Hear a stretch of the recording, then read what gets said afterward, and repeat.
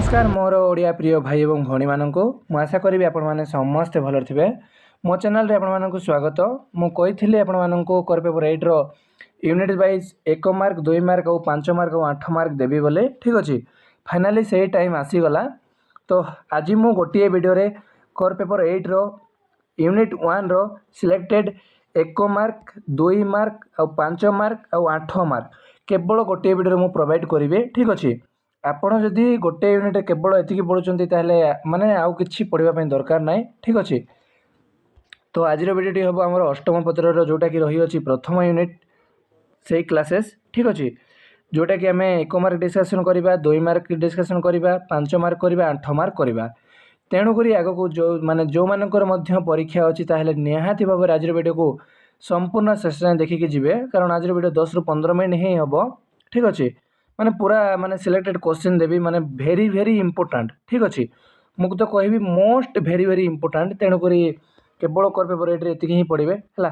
देखो आम सिलेबस ये रही अच्छी है। प्रथम महासर्ग मुझे दौची 1 मार्कर ठीक अच्छे। तो चलो देखा अधिक किसी न कही तो देखो ओडिया माने आधुनिक ओडिया कविता ठीक अच्छे। तो आम यही यूनिट रे थिबा 3टी जाक माने माने 1 मार्क माने डिस्कसन करवा जमीक रही महाजात्रार प्रथम सर्ग तापर तपस्विनी तृतीय सर्ग स्तुति चिंतामणि ए सब 1 मार्क सब टोटाली पढ़ा 1 मार्क बोली ना 1 मार्क 2 मार्क 8 मार्क 5 मार्क जिते जहाँ रही कि ना आमर सबू पढ़ा पिले ठीक अच्छे। विषय को जाऊ ना है केवल आम डायरेक्टली सीधा 1 मार्क को जावा। देखो माने यहाँ गोटे गाइड है जोटा कि आप देखिपे यार आंसर देखिपे ठीक अच्छे। तो चलो आम गोटे गोटे कर डिस्कसन करवा मुझे दौची ना आपड़ से ही पढ़ु ठीक अच्छे। एथमध्य माने बाहर क्वेश्चन जमा पकईब ना ठीक अच्छे। तो चलो प्रथम आम ऑप्शन थी प्रश्न टी जानीजा निम्नोक्त विकल्प मध्य सठिक उत्तर चयन कर ठीक अच्छे। आपणकर यूनिवर्सिटी एमसीक्यू दे पारे कि वन वर्ड दे पारे कि फिल इन द ब्लैंक्स दे पारे ताहा तो कहि परिबि नाही, किंतु आपण एभली भाव प्रिपरेशन करंतु ठीक अच्छे।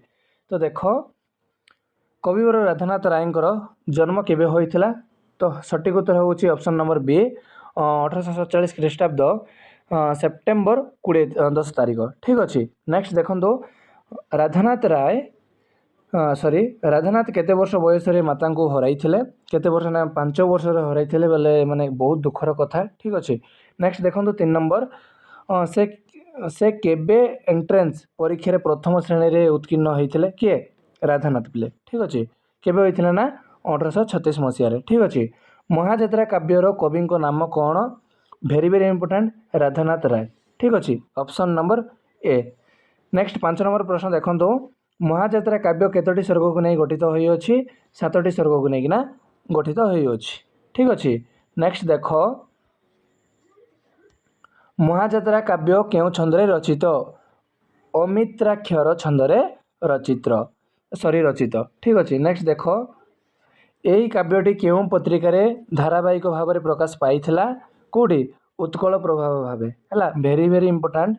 द्रुपद नंदिनी किए किए ना द्रुपदी जो महाभारत अच्छी यहाँ हूँ जोटा कि रही अच्छे आपर प्रथम महाजात्रा सेतु आसी। नेक्स्ट देखो युधिष्ठिर क्या राज्य भार अर्पण करते माने परीक्षित को अर्पण करते। नेक्स्ट देखो परीक्षित कार पुत्र थे अभिमन्यु पुत्र थे भेरी भेरी इंपोर्टेंट ठीक अच्छे आप जानी पारि नथिबे। नेक्स्ट देखो 11 नंबर निम्नलिखित मध्यरु केउटी गंगाधर मेहरंकर रचना अर्घ्य थाली ठीक अच्छे अर्घ्य थाली आप जानी। नेक्स्ट देखो अहल्य स्तवर रचयिता किए किए ना पिला माने गंगाधर मेहेर। नेक्स्ट निम्नलिखित मध्यरु केउटी गंगाधर मेहेरंकर रचना नुहे पचारछि ठीक अच्छे। आप सब प्रश्न को ध्यान देवे चंद्रभागा ठीक अच्छे। नेक्स्ट 14 नंबर तपस्विनी काव्यटी केते सर्ग विशिष्ट 11टी माने सर्ग विशिष्ट ठीक अच्छे। नेक्स्ट 15 नंबर यही काव्यटी माने यही तपस्विनी काव्यटी केबे प्रकाश पाइथिला तपस्विनी काव्य केबे प्रकाश पाइथिला 1915 मसीह ठीक अच्छे। मर्यादा पुरुषोत्तम किए श्रीराम एटा तो आप आज जाए भी शुणिकी आसुथे ठीक अच्छे। नेक्स्ट देखो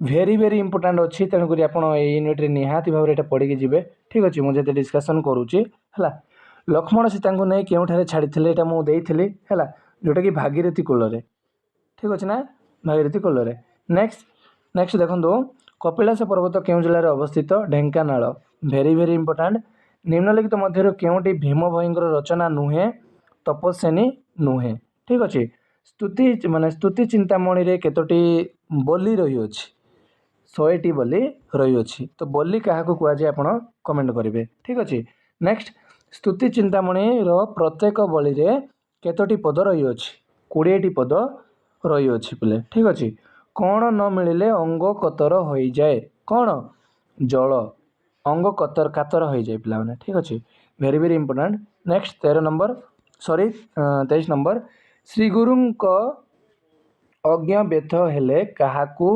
चिंता लगी थाए काहाकू भक्त को चिंता लगी थाए ठीक अच्छे भक्त किपरि सृष्टि होता है भयरू सृष्टि होता है सॉरी भक्ति किपरि सृष्टि होता है ठीक अच्छे भक्त नुहे भक्ति आम मन जो भक्ति अच्छी ना ता किपरि सृष्टि होता है ना आम मनर भयरू सृष्टि होता है पिले ठीक अच्छे नेक्स्ट 25 नंबर देखो निम्नलिखित मध्य केउटी गंगाधर मेहर द्वारा रचितर प्रथम काव्य जोटा कि अच्छी रस रसात्मक ठीक अच्छे नेक्स्ट देखो गंगाधर मेहर इंदुमती काव्य केबे प्रकाशित होता 1894 ठीक अच्छे समग्र राज्य रे काहाकू उच्च पद प्रदान करा जाई थाए काहाकू राजा को वेरी वेरी इंपोर्टेंट पिले ठीक अच्छे देखो 28 नंबर प्रश्न प्रजांक हित पाई राजा केउं रूप धारण करिथान्ते जलधर रूप ठीक अच्छे माने देखो प्रजांक हित पाई माने एटा मु 2 मार्क मध्ये बुझाइथिली बोधे ठीक अच्छे नेक्स्ट देखो काहाकू अमर बोली कहा जाई अछि काहाकू मन को आमर से मन अच्छी ना ताहाकू अमर बोली कहा जाई अछि पिले ठीक अच्छे तो राम काहाकू माने पत्थर बंद होई नेत्र जल रुद्र करने कही माने वृक्ष है ठीक अच्छे बक्ष ना वृक्ष यहाँ ठीक अच्छे बक्ष भी हो पारे आप कमेंट करेंगे ठीक अच्छे तो नेक्स्ट देखो चर्मर घर्म नासीबाई किए बही आसूची ठीक अच्छे किए समीर बुझिपारे ना नेक्स्ट देखो निम्नलिखित मध्य केउटी संत कवि भीम भईंकर रचना निर्वेद साधन पढ़ी आप ठीक अच्छे नेक्स्ट देखो अनादि संहिता रचयिता किए किए ना पिला भीम भई ठीक अच्छे नेक्स्ट स्तुति चिंतामणि रे समुदाय केतोटी पद रही अछि 2000 ठीक अच्छे केतोटी 2000 देखो नेक्स्ट स्तुति चिंतामणि मुख बंधरे प्रोफेसर आर्ता वल्लभ महांती संत कवि भीम भई को कहा सहित तुलना करछंती जीशु ख्रीष्ट सहित तुलना करछंती नेक्स्ट आसीबो देखंतु आपनकर वन वर्ड हैला मु तो माने एबे एमसीक्यू आलोचना कले तापर आपण एबे को कॉलेज रे वन वर्ड तो देई पारे ना तो वन वर्ड मध्ये आलोचना करबा पड़िबो तेणुकर वन वर्ड एबे देखंतु कवि राधानाथ राय केउठारे जन्मग्रहण करथिले बालेश्वर जिला केदारपुर थारे जन्मग्रहण करथिले तो तांको पितांको नाम कोन थिला श्री सुंदर नारायण राय ठीक अच्छे तांको मातांको नाम कोन थिला श्री तारिणी दासी हैला नेक्स्ट उत्कलर प्रसिद्ध पर्वत माल्यगिरी शिखर राधानाथ केते दिन अभिहित करथिले केते दिन 12 दिन ठीक अच्छे ये भेरी भेरी इंपोर्टेंट ठीक अच्छे मैंने एत देखो माता नाम पिता नाम तांकर उत्कलर जोटा पढ़ी से दिन माने भेरी भेरी इंपोर्टेंट अच्छी तेणुक आप देखीदे है नेक्स्ट देखो ये लिखागला देखो मेघदूतर अनुवाद किए करथिले कविवर राधानाथ राय करथिले ठीक अच्छे नेक्स्ट राधानाथ राय द्वारा रचित केतक बंगला कवि माने कविता केउथिरे प्रकाशित होइथिला कविता बेले भीम भई माने प्रथम भाग रे ठीक अच्छे नेक्स्ट देखो ब्रिटिश सरकार राधानाथ को क्यों उपाधि भूषण करथिले राय बहादुर ठीक अच्छे नेक्स्ट किए राधानाथ राय को कविवर उपाधि रे मंडित करथिले सार वासुदेव कौन एटा सुड़ल देव ठीक अच्छे नेक्स्ट देखो महाजात्रा काव्यटी एक संपूर्ण काव्य अटे कि ना महाजात्रा एक असंपूर्ण काव्य ठीक अच्छे बुझिपारे ना देखो नेक्स्ट स्वभाव कवि किए ना गंगाधर मेहर है उत्कल लक्ष्मी काव्यर रचयिता किए स्वभाव कवि गंगाधर मेहर भारती भावना कहार रचना गंगाधर मेहर ही अच्छे देखो गंगाधर मेहर ଭବଭୂତିଙ୍କର କେଉଁ ରଚନା ଅବଲମ୍ବନ ତପସ୍ୱିନୀ କାବ୍ୟ ରଚନା କରିଥିଲେ? ଉତ୍ତର ରାମଚରିତ କାବ୍ୟ। ରାମଚନ୍ଦ୍ର କେଉଁ ବଂଶର ଜନ୍ମଗ୍ରହଣ କରିଥିଲେ? ସୂର୍ଯ୍ୟବଂଶ। ଦଉଡ଼ିରେ ଛାଡ଼ି ହୋଇ କିଏ ଚାଲେ ବୋଲି କୁହାଯାଇଅଛି? ବାଜିଗର। ଠିକ୍ ଅଛି। ତପସ୍ୱିନୀ କାବ୍ୟର ତୃତୀୟ ସର୍ଗ କେଉଁ ରାଗରେ ରଚିତ? କେଉଁ ରାଗରେ ନା ପିଲାମାନେ ଦେଖନ୍ତୁ ଏଠି ଦେଇଦେଲା ବଙ୍ଗଳାଶ୍ରୀ। ଠିକ୍ ଅଛି, ବଙ୍ଗଳାଶ୍ରୀ। ସନ୍ଥ କବି କିଏ? Bhima Bhoi. Very very important. Bhima Bhoi ପିତା ଭାବରେ କାହାକୁ ଗ୍ରହଣ କରିଥିଲେ? ଅନାଦି ଠାକୁରକୁ। ଠିକ୍ ଅଛି। ନେକ୍ସଟ ଦେଖନ୍ତୁ ଭୀମ ଭୋଇ କାହାକୁ ମାତା ଭାବେ ଗ୍ରହଣ କରିଥିଲେ? ଆଦି ଶକ୍ତିକୁ ମାତା ଭାବେ ଗ୍ରହଣ କରିଥିଲେ। ଆଦି ଅନ୍ତ ଗୀତର ରଚୟିତା କିଏ? ସନ୍ଥ କବି ଭୀମ ଭୋଇ। କିଏ ସଂସାରର କୌଣସି ବିଷୟବସ୍ତୁ ବୁଝିପାରେ ନାହିଁ? ମଣିଷ। ଦେଖନ୍ତୁ ଆମ ମଣିଷକୁ ମାନେ ଏତେ ସୁନ୍ଦର ଭାବରେ କୁହାଯାଇଅଛି ଯେ ସଂସାରର କୌଣସି ବିଷୟକୁ ବୁଝିପାରେ ନାହିଁ। ଠିକ୍ ଅଛି। ତ ଯେଉଁଠି ଯଦି ବୁଝି ନ ପାରିବେ ତାହେଲେ ନିହାତି ଭାବରେ ମୋତେ କମେଣ୍ଟ କରିବେ। ଠିକ୍ ଅଛି। ତ କିଛି ସମୟ ମଧ୍ୟରେ ଆମର 1 ମାର୍କ ସରିଯିବ ହେଲା। ତାପରେ ଦେଖନ୍ତୁ ଏଇଟା ହେଉଛି 1 ୱାର୍ଡ଼ର ଆସିଲା। ଦେଖନ୍ତୁ ନେକ୍ସଟ ଦେଖନ୍ତୁ କର୍ଣ୍ଣ କାହାର ଶିଷ୍ୟ ଥିଲେ? ପରଶୁରାମ। ଦ୍ରୋଣାଚାର୍ଯ୍ୟ ଏକଲବ୍ୟର କ'ଣ ଦକ୍ଷିଣ ସ୍ୱରୂପ ମାଗି ନେଇଥିଲେ? ବୃଦ୍ଧା ଗୋଷ୍ଠୀ। ଠିକ୍ ଅଛି, ଗୋଷ୍ଠୀ ହେଲା। କିଏ ପରସ୍ପର ଠାରୁ ଭିନ୍ନ ନୁହନ୍ତି ବୋଲି ସନ୍ଥ କବି କହିଛନ୍ତି? ଗୁରୁ ଓ ଶିଷ୍ୟ। ଠିକ୍ ଅଛି।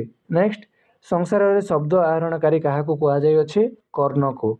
ଯୁଧିଷ୍ଠି କାହାକୁ ତାଙ୍କର ପ୍ରତିନିଧି ଭାବରେ ନିଯୁକ୍ତି କରିଥିଲେ? ଯୁଜୁଷୁ। ଠିକ୍ ଅଛି। ଯାଦବପତି କିଏ? ଠିକ୍ ଅଛି, ଏଇଟା ଭେରି ଭେରି ଇମ୍ପୋର୍ଟାଣ୍ଟ ଆସିଥିଲା ମଧ୍ୟ। ଯାଦବପତି ହେଉଛନ୍ତି ଶ୍ରୀକୃଷ୍ଣ। ଠିକ୍ ଅଛି। ଦେଖନ୍ତୁ ନେକ୍ସଟ ଯୁଜୁଷୁ କାହାର ପୁତ୍ର ଥିଲେ? ଧୃତରାଷ୍ଟ୍ର। ଶୁଣିଥିଲେ କି ଆପଣ ମହାଭାରତରେ? ଶୁଣିପାରୁନଥିବେ ନା? ଠିକ୍ ଅଛି। ଦେଖନ୍ତୁ ଆପଣ ଏଇଟା ପଢ଼ିଲେ ଜାଣିପାରିବେ। ଦ୍ରୋଣାଚାର୍ଯ୍ୟଙ୍କର ଗୁରୁଙ୍କ ନାମ କ'ଣ ଥିଲା? ଭରଦ୍ୱାଜ। ଠିକ୍ ଅଛି। ଦ୍ୱୈପାୟନ କିଏ ନା? ବ୍ୟାସଦେବ। ଠିକ୍ ଅଛି। ନେକ୍ସଟ ଜନକ ଦୀକ୍ଷାଗୁରୁ କିଏ ଥିଲେ? ଯଜ୍ଞବଲ୍ଲକାବ୍ୟ। ଠିକ୍ ଅଛି। ବାଦରାୟଣ କିଏ ନା? ଶୁକଦେବ। ନେକ୍ସଟ କୃଷ୍ଣଙ୍କ ଧନୁର ନାମ କ'ଣ ଥିଲା? ସାର୍ଙ୍ଗ। ଦେଖନ୍ତୁ ଏଇଟା ଭେରି ଭେରି ଇମ୍ପୋର୍ଟାଣ୍ଟ। ଠିକ୍ ଅଛି। ନେକ୍ସଟ ଦେଖନ୍ତୁ ରାଘବ ବଧୂ କିଏ? ସୀତା। ରାଘବ ବଧୂ ହେଉଛନ୍ତି ସୀତା। କେଉଁ ଶ୍ରମକୁ ଉତ୍ତମ ବୋଲି କୁହାଯାଇଅଛି? ବାମପନ୍ଥର ଶ୍ରମ ହେଲା। କେବଳ ଭେରି ଭେରି ମାନେ ଇମ୍ପୋର୍ଟାଣ୍ଟ ମୁଁ କହୁଛି। ଆପଣ 1 ମାର୍କ ତ ନିହାତି ଭାବରେ ପଢ଼ିବା ପାଇଁ ପଡ଼ିବ ନା। ଦେଖନ୍ତୁ ଏବେ ଗୋଟିଏ ବାକ୍ୟରେ ଉତ୍ତର ଦିଅ ଯେଉଁଟାକି ସି ନମ୍ବର। ଏଇଟା ମଧ୍ୟ 1 ନମ୍ବର ବିଶିଷ୍ଟ ହିଁ ଅଟେ ହେଲା। ଯେଉଁଟା 1 ୱାର୍ଡ଼ ହେଇଥାଏ 1 ୱାର୍ଡ଼ ଦେଇପାରିବ ହେଲା। ଏଇଟା ମାନେ 1 ୱାର୍ଡ଼ ମାନେ ଗୋଟିଏ ଶବ୍ଦରେ ଉତ୍ତର ଦିଅ। ଭେରି ଭେରି ଇମ୍ପୋର୍ଟାଣ୍ଟ ଏଇଟା। ଠିକ୍ ଅଛି। ଦେଖନ୍ତୁ କେବେ ବ୍ରିଟିଶ ସରକାରଙ୍କ ରାଧାନାଥ ରାୟଙ୍କୁ ରାୟ ବାହାଦୁର ଉପାଧିରେ ଭୂଷିତ କରିଥିଲେ? ଉତ୍ତର ହେଉଛି 1866 ଖ୍ରୀଷ୍ଟାବ୍ଦରେ ବ୍ରିଟିଶ ସରକାର ରାଧାନାଥ ରାୟଙ୍କୁ ବାହାଦୁର ଉପାଧିରେ ଭୂଷିତ କରିଥିଲେ। ଏଇଟା ମଧ୍ୟ ଭେରି ଭେରି ଇମ୍ପୋର୍ଟାଣ୍ଟ ଅଛି। ଠିକ୍ ଅଛି। ତ କେଦାରଗୌରୀ କାବ୍ୟର ରଚୟିତା କିଏ? କେଦାରଗୌରୀ କାବ୍ୟର ରଚୟିତା ରାଧାନାଥ ରାୟ। ଠିକ୍ ଅଛି। ନେକ୍ସଟ ରାଧାନାଥ ରାୟ କେଉଁ କବିଙ୍କ ଦ୍ୱାରା ପ୍ରଭାବିତ ହୋଇ ମହାଯାତ୍ରା କାବ୍ୟ ରଚନା କରିଥିଲେ? ମେଘନାଦ ବଧୂ କାବ୍ୟ ଦ୍ୱାରା। ଠିକ୍ ଅଛି। ନେକ୍ସଟ ଦେଖନ୍ତୁ ମାନେ ତାପରେ ଆମେ 2 ମାର୍କକୁ ଯିବା ପିଲେ। ଟିକେ ଏଇଟା ମାନେ ଟିକେ ଦେଖିଦେବା କାରଣ ଏହା ମଧ୍ୟ 1 ମାର୍କ ପାଇଁ ଭେରି ଭେରି ଇମ୍ପୋର୍ଟାଣ୍ଟ ଅଛି। ଠିକ୍ ଅଛି। ଦେଖନ୍ତୁ ମହାଯାତ୍ରା କାବ୍ୟଟି କେବେ ପୁସ୍ତକରେ ପ୍ରକାଶ ପାଇଥିଲା? 1896। ଠିକ୍ ଅଛି। ଯୁଧିଷ୍ଠି କେଉଁ ବଂଶର ଧ୍ୱଂସ ହୋଇଥିବା କଥା ଶୁଣିଥିଲେ? ଯଦୁ ବଂଶର। ଠିକ୍ ଅଛି। କାହା ମହାପ୍ରଣୟ ଘଟିଛି ବୋଲି ମହାଯାତ୍ରା କାବ୍ୟରୁ କୁହାଯାଇଅଛି? ତ ଶ୍ରୀକୃଷ୍ଣଙ୍କର ମହାପ୍ରଣୟ ଘଟିଛି ବୋଲି କୁହାଯାଇଅଛି। ମଣିଷ କେତେବେଳେ ମୃତ୍ୟୁ ଗ୍ରାସ କରେ ସେତେବେଳେ ସେ କ'ଣ ହୋଇଥାଏ? ଠିକ୍ ଅଛି। ସେତେବେଳେ ସେ କ'ଣ ହୋଇଥାଏ? ସେ ସ୍ଥିର ହୋଇଥାଏ, ହୋଇଯାଏ। ଠିକ୍ ଅଛି। ନେକ୍ସଟ ସଂସାରର ସବୁଠାରୁ ଶକ୍ତିଶାଳୀ କିଏ? କାଳ ସଂସାରର ସବୁଠାରୁ ଶକ୍ତିଶାଳୀ। ଠିକ୍ ଅଛି। ଏଇଟା ଜାଣିଥାନ୍ତୁ ଆପଣ। ଭେରି ଭେରି ଇମ୍ପୋର୍ଟାଣ୍ଟ ଯେତେବେଳେ PG କ'ଣ କରିବେ ହେଲା। ପଦ୍ମିନୀ କାବ୍ୟର ରଚୟିତା କିଏ? ପଦ୍ମିନୀ କାବ୍ୟର ରଚୟିତା ହେଉଛନ୍ତି ଗଙ୍ଗାଧର ମେହେର ହେଲା। ରାଜା କେଉଁ ଦଉଡ଼ିରେ ବାନ୍ଧି ହୋଇଥିଲେ ବୋଲି କୁହାଯାଇଅଛି? କେଉଁ ଦଉଡ଼ି ନା? ରାଜଧର୍ମ ସ୍ୱରୂପ ଦଉଡ଼ିରେ ହେଲା। ରାଜାଙ୍କ ଅଭିଷେକ ସମୟରେ କେଉଁ ଜଳ ଆଣି ତାଙ୍କ ମସ୍ତକ ଦିଆଯାଇଥିଲା? ତ ଦିଆଯାଇଥିଲା ମାନେ ଦେଖନ୍ତୁ ରାଜାଙ୍କ ଅଭିଶେଷ ସମୟରେ ମାନେ ସପ୍ତସାଗରର ଜଳ ଆଣିଥିଲେ। ଠିକ୍ ଅଛି। ରାଜାଙ୍କ ଉଭୟ ପାର୍ଶ୍ୱରେ କିଏ ଦଣ୍ଡାୟମାନ ରହି ଚମର ଢାଳନ୍ତି? କିଏ ଢାଳନ୍ତି ନା ପାର୍ଶ୍ୱରେ 2 ଜଣ ଦାସୀ ଦଣ୍ଡାୟମାନ ରହି ଚମର ଢାଳନ୍ତି ହେଲା। ଦାସୀଙ୍କର ଚାମର ଢାଳିବାର ରାମଚନ୍ଦ୍ର କ'ଣ ବୋଲି ମନେ କରିଛନ୍ତି? ଦାସୀଙ୍କର ଚାମର ଢାଳିବାର ମନେ କରିଛନ୍ତି ଯେ ପ୍ରକୃତରେ କେବଳ ମକ୍ଷିକା ମାନେ ଛଡ଼ିବା ପାଇଁ ଉଦ୍ଦିଷ୍ଟ। ଠିକ୍ ଅଛି। ନେକ୍ସଟ ଦେଖନ୍ତୁ, ରାଜା କେଉଁ କଥା ମାନିବାକୁ ବାଧ୍ୟ ବୋଲି କାବ୍ୟରେ ମାନେ କୁହାଯାଇଅଛି? ତ ରାଜା ତାହା ମାନିବାକୁ ବାଧ୍ୟ ବୋଲି କୁହାଯାଇଛି। କ'ଣ? ପ୍ରଜାମାନେ ମେଳ ହୋଇ ମିଥ୍ୟାକୁ ଯଦି ସତ୍ୟ କହିବେ।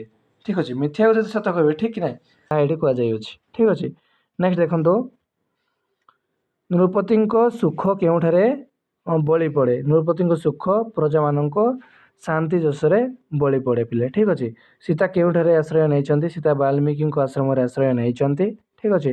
ନେକ୍ସଟ, ସନ୍ଥ କବି ଭୀମ ଭୋଇଙ୍କ ପାଳିତ ପିତାଙ୍କ ନାମ କ'ଣ ଥିଲା? ତାଙ୍କର ନାମ ହେଉଛି ଦନାର ଭୋଇ। ଦନାର ଭୋଇ। ଠିକ୍ ଅଛି। ମହିମା ଧର୍ମର ପ୍ରତିଷ୍ଠାତା କିଏ ଥିଲେ? ମହିମା ଧର୍ମର ପ୍ରତିଷ୍ଠାତା ହେଉଛନ୍ତି ମହିମା ଘୋଷାଇ ହେଲା। ଈଶ୍ୱରଙ୍କର ଚରଣ ତଳେ କ'ଣ ରହିଛି ବୋଲି କୁହାଯାଇଅଛି? ଚରଣ ତଳେ କ'ଣ ନା ପ୍ରକୃତ ସୁଖ ରହିଛି ବୋଲି କୁହାଯାଇଅଛି। ବ୍ରହ୍ମ ସ୍ୱରୂପ କାହାକୁ କୁହାଯାଇଛି? ଶବ୍ଦକୁ ବ୍ରହ୍ମ ସ୍ୱରୂପ ବୋଲି କୁହାଯାଇଅଛି। ତ ମୁଁ ମାନୁଛି ଭିଡ଼ିଓଟି ବହୁତ ଲମ୍ବା ହେଇଗଲା। ଠିକ୍ ଅଛି। ମାନେ ଏବେ ଆମେ 2 ମାର୍କର ଆଲୋଚନା କରିବା ନା ନେକ୍ସଟ କ୍ଲାସ୍ରେ କରିବା, ମୁଁ ଯାହା ଚିନ୍ତା କରୁଛି। ତ ପିଲେ ମୁଁ ମାନେ ଏଇ 2 ମାର୍କର ନେକ୍ସଟ କ୍ଲାସ୍ କରିବି, କାରଣ 2 ମାର୍କକୁ ଆପଣଙ୍କୁ ବୁଝାଇବା ପାଇଁ ପଡ଼ିବ ହେଲା। 2 ମାର୍କ ତ ବେଶୀ ନାହିଁ, ଆପଣ ଏତିକି ବାସ୍ ପଢ଼ନ୍ତୁ। ଠିକ୍ ଅଛି। 2 ମାର୍କ ବେଶୀ ମଧ୍ୟ ନାହିଁ ହେଲା। କେତୋଟି 5-6ଟି ମାନେ 10ଟି କ'ଣ ଖଣ୍ଡେ ଅଛି, ତାହା ମୁଁ ଭଲସେ ବୁଝାଇ ଦେବି, ଆପଣ ଡାଇରେକ୍ଟଲି 2 ମାର୍କ ଲେଖିପାରିବେ ହେଲା। ତ ଆଉ ଗୋଟେ ଭିଡ଼ିଓରେ ଆମେ 2 ମାର୍କ, 5 ମାର୍କ, 8 ମାର୍କ ସିଲେକ୍ସନ୍ ଦେଇଦେବି। ଆଉ ଏଇ 2 ମାର୍କ ଯେତେ ଅଛି ନାହିଁ, ଏଇଟା ମୁଁ ପଢ଼ି ବୁଝାଇବି ହେଲା। ଆଉ 8 ମାର୍କ ତ ଏତେ ସାରା ପଢ଼ି ହେବ ନାହିଁ। ଦେଖନ୍ତୁ ଏଠି 5 ମାର୍କ ହେଲା, ମୁଁ କେଉଁଟା ପଢ଼ିବେ ତାହା ମୁଁ ଦେଇଦେବି। ଆପଣ ସେତିକି ଯଦି ପ୍ରିପାରେସନ୍ କରିବେ ତାହେଲେ ନିହାତି ଭାବରେ ଭଲ ମାର୍କ ରଖିପାରିବେ। ତ ରହିଲି, ଆମେ ମାନେ ନେକ୍ସଟ ଭିଡ଼ିଓରେ ଦେଖା ହେବା। ତ ଭିଡ଼ିଓ ଦେଖିଥିବାରୁ ବହୁତ ଧନ୍ୟବାଦ। ଭିଡ଼ିଓଟି କେମିତି ଲାଗିଲା ତାହେଲେ ନିହାତି ଭାବରେ କମେଣ୍ଟ କରିବେ ହେଲା। ତ ନେକ୍ସଟ ଭିଡ଼ିଓରେ ଆମେ ଦେଖା ହେବା ପିଲାମାନେ। ଭିଡ଼ିଓ ଦେଖିଥିବାରୁ ବହୁତ ଧନ୍ୟବାଦ।